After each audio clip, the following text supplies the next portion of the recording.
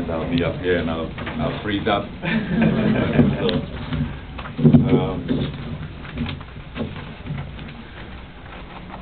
Evening, everybody.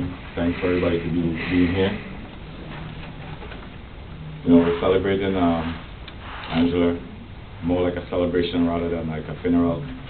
And I just want to go over some things that I can remember her by.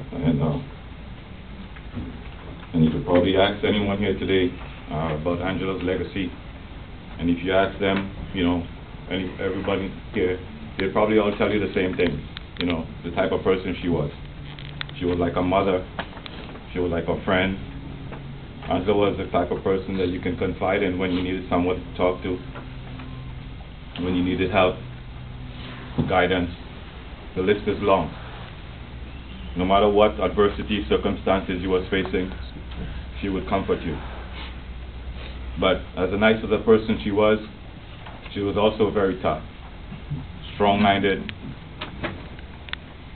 You would almost think she had a fear. Stood her ground for what she believed in. One example of how tough she was as a teenager, she was left with the challenges of taking care of her younger siblings. Not one, not two, but 6. And with such a burden on her shoulder to provide bread and food on the table, her own personal life to deal with, the career ahead of her, teenage peer pressure. She could have gone out, have a good time with her friends, but she knew what her priorities and her responsibility was. She had her goals.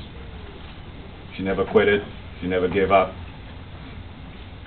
And even when she was diagnosed with such a malignant evil, she didn't quit. Again, she didn't give up. She was a fighter. She pulled the family together and she asked us, "Will you guys fight with me?" And we looked her straight in the eye and we all said, "Yes, we'll fight with you." Her legacy as a teacher and a disciplinarian crossed many generations. As a hip-hop group would call it, old schools. When she put her feet down, it was the final word. For every life that she touched and changed and altered and guided in the right path, I hope that you would carry her teachings and discipline to your friends and family as well.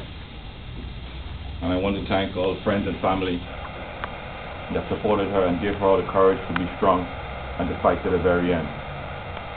And finally, I want to say to my sister, Angela, you was always there when we needed you most.